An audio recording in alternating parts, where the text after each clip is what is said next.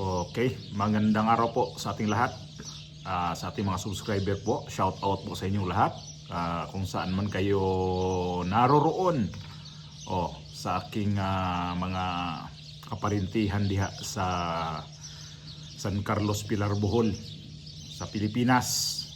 Buong Pilipinas na sa abot sa ating vlog ngayon. Lalo na dito sa Europe ngayon na alas 9 pa lang ng gabi dito. So hapon pa lang kami dito. Ito yung background natin, makikita na maliwanag pa. Mag alas 9 na ho ng gabi dito. Pero may araw pa. So ito yung bakit ko nasabi na may araw pa kasi nga yung balita kanina. Di ba nagpa-presscon? Sino nakapanood ng presscon dito sa mga taga DOJ? Itong si DOJ Secretary na nandito ngayon sa Prague, dito sa Prague sa may kala ko Palaka, dito sa sa Czech Republic.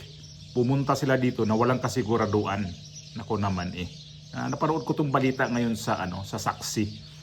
Sabi ko, bakit pinapunta to ni Bongbong Marcos itong mga to na hindi naman pala talaga sila sigurado kung nandito pa ba si itong si Zaldico dito sa Czech Republic, o nahuli ba talaga to o talagang ito. So ngayon, ang ginagawa nila dito ay nag-verify pa sila nung pagdating niya dito sa sa Prague, dito sa Czech Republic nga, kung ano ba talaga ang kalagayan ni ditong si Zaldico, kung nakulong ba o wala na dito. Pero itong Secretary Vida, nako, Secretary Vida pa naman, walang ka-vida-vida.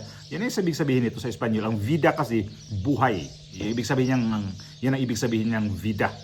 So pumunta dito si Secretary Vida, wala ring kabuhay-buhay.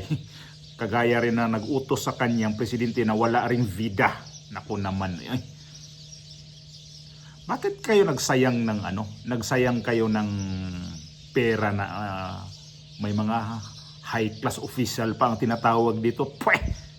Nakakabanas tong mga ganitong klaseng mga official na pumunta dito walang kasiguraduhan. Hindi man na sila nakipag-coordinate muna dito sa sa Czech Republic kung mayroon ba talaga silang nakulong o yung basta sila larga agad-agad.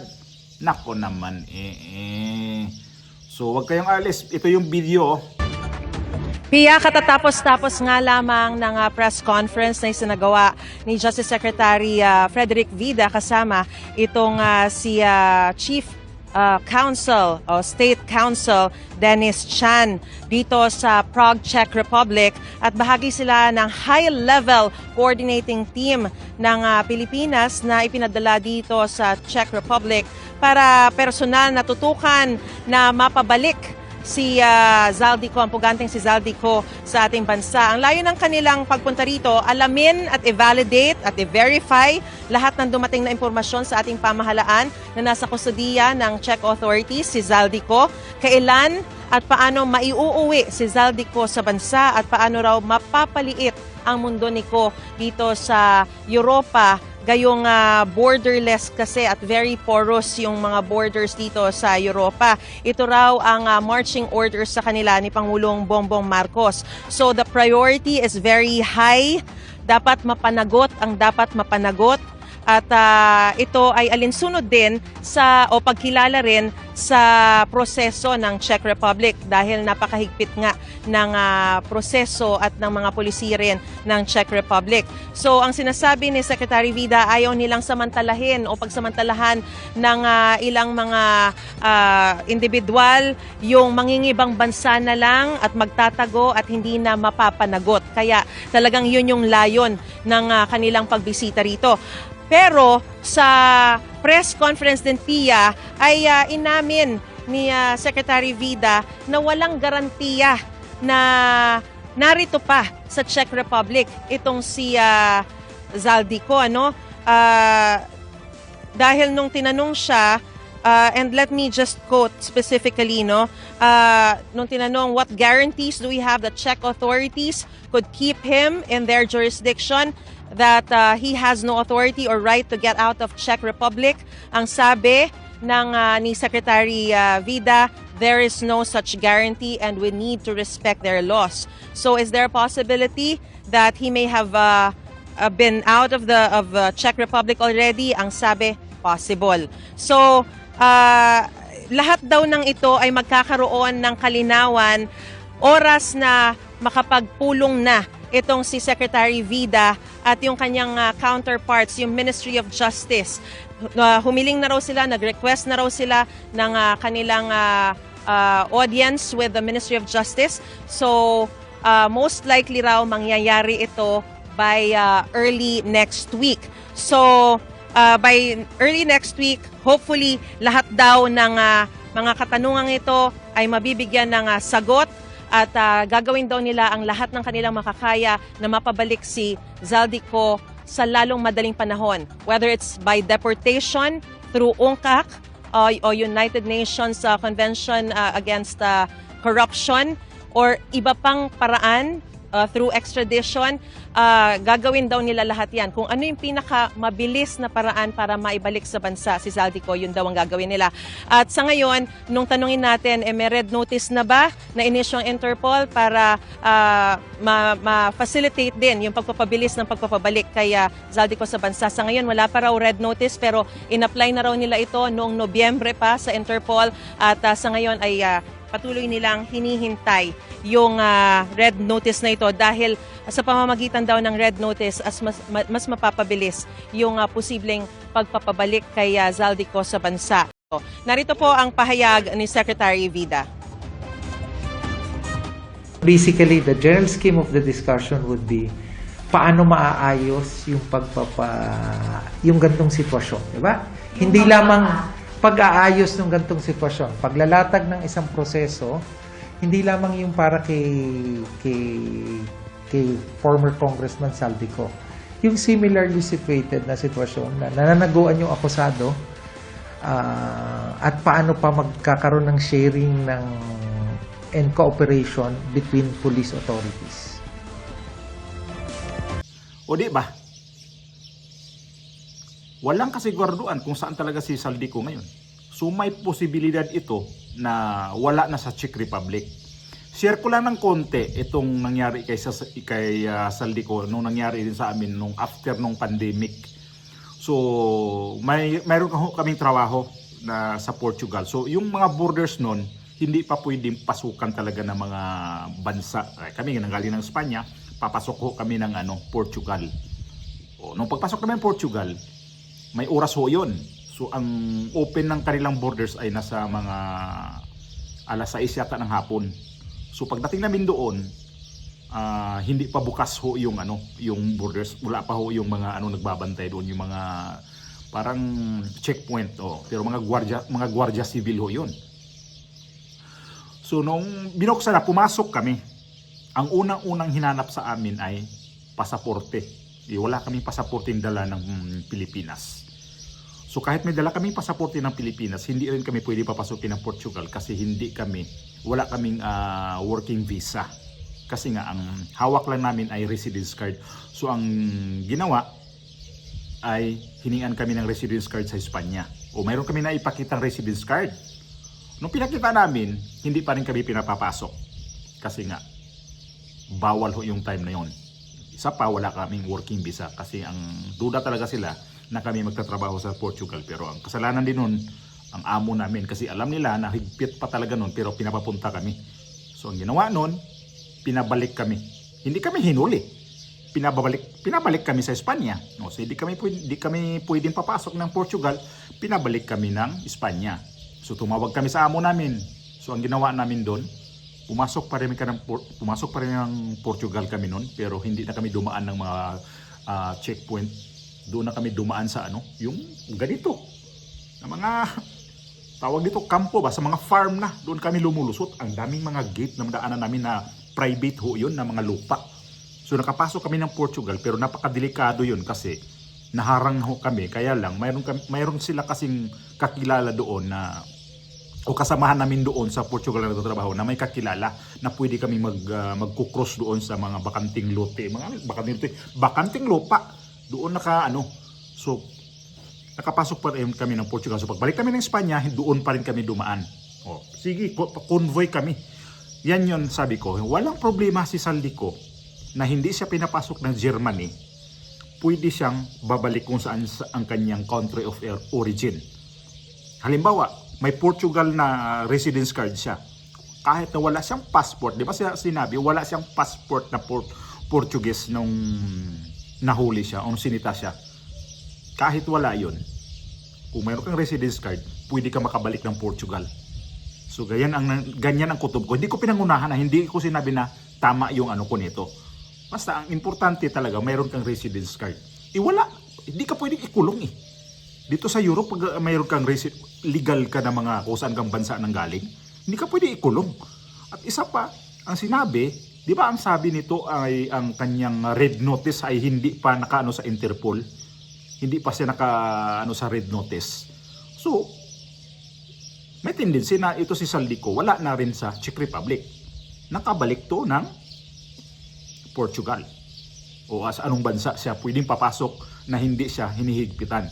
Kasi ang alam ko talaga, itong Germany, hindi talaga pwedeng basta-basta papasok ka dyan. Napakalaking bansa yan eh. Kasi ayaw kasi mangyari ng Germany na basta-basta lang papasok. Kagaya ng mga ng ibang bansa kasi papasok ng Germany tapos doon na titira, doon na maghanap ng trabaho. Kaya iyan ang ngayon. Kahit dito sa Spain, yung mga immigrante dito, biglang nagkaroon ng papel itong taon na to. Kaya lang kung may mag-apply na panibago na mga immigrante, di ka na pwede makapasok. So mga immigrante dito na sa mga kalahating milyon, biglang binigyan ng legal na mga papel dito sa Spain. Wise ang gobyerno dito, kaya ayaw nila na magpapasok pa ulit ng mga ganyang immigrante. Kaya nagkaroon ng problema yun dito kasi nga inaaway siya itong gobyerno nito, yung presidente dito, inaaway siya sa mga oposisyon. So nagkaroon ng yun, na bangayan, sige, kagaya sa Pilipinas. Kaya lang tama lang din ang ginawa niya. Kasi nga, once kasi may papasok na, sorry na hindi na talaga kayo pwedeng makapasok dito pag wala kayong papel. Ganyan ang nangyari sa Germany.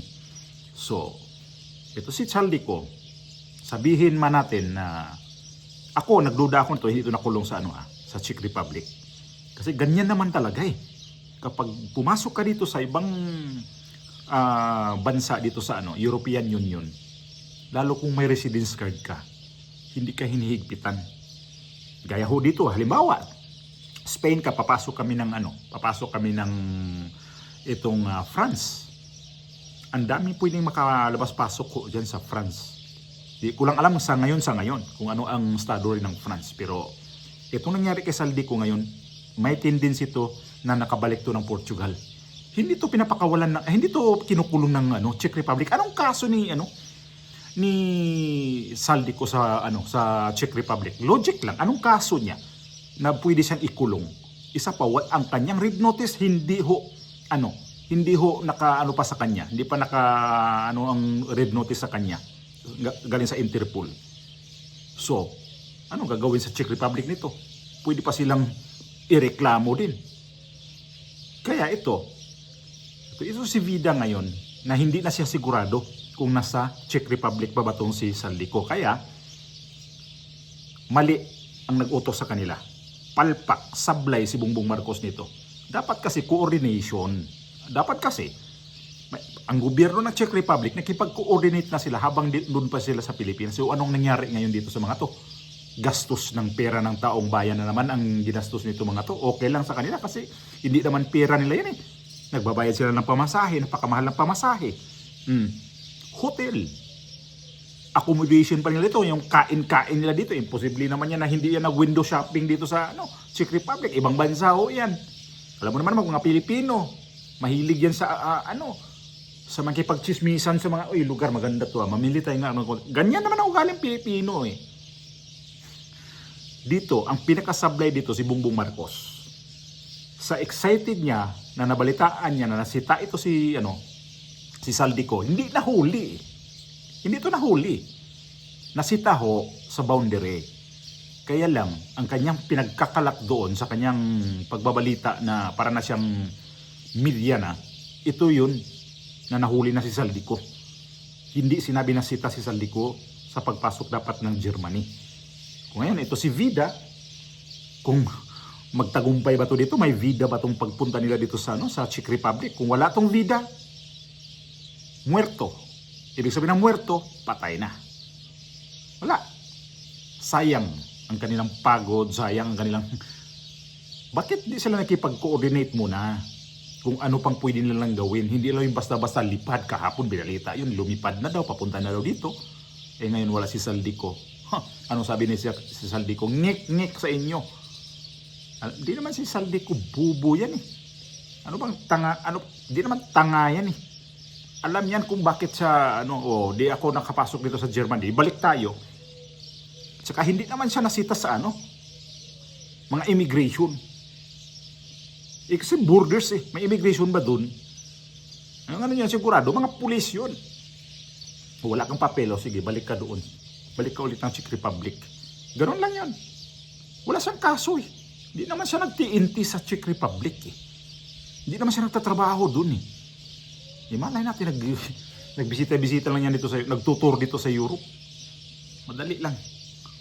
Kaya, itong presidente na to, ginagawa kasing mga tanga, yung mga taong nakukuha nila para magiging tanga. Yan na ibig kong sabihin dyan. Kaya nga, simpleng lang yan ha. Simpleng paliwanag, simpleng ko lang yun kanina. Na hindi pwede na ikulong ka. Kahit nga dito sa Spain dati kapag nahuli ka na undocumented ka, pakawalan ka warningan ka lang, huwag ka magpakalat-kalat dito kasi wala kang dokumento. Sitahin ka talaga sa mga pulis. Pero ikulong ka lang. Imbitahin ka lang. Dito muna tayo, may wala kang papel. Sa sunod, huwag ka na yung pakalat-kalat dito ha. Yan ang mga tiinting dito si Saldico. Yung red notice nga niya, hindi pa klaro kung ano ba talaga ang kanyang sa Interpol. So, ganun kahina ang ating gobyerno. Matalino si Bongbong Marcos ha.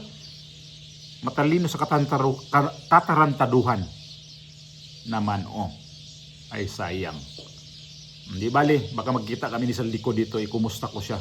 Sabihin mo Saldico, kinukumusta ka ni ng iyong manager mo sa Pilipinas. Pati ito si Boying Rimulya. Pahiya sila dito sa buong mundo. Pahiya kayo Czech Republic, tapos sabihin ay kaanga-anga naman pala ng mga taga Pilipinas talaga, yung gobyerno sa Pilipinas. Akala nila nandito pa sa amin si Saldico, nagpapunta pa dito ng taga Department of Justice, mismo ang sekretary ng ang SOJ nandoon.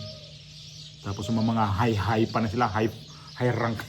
High ka pa dyan. High yung mukha ninyo. Ayun, pahiya kayo dito sa Czech Republic. Banatan mo yan, Saldico. Umpisa na itong panibagong gulo.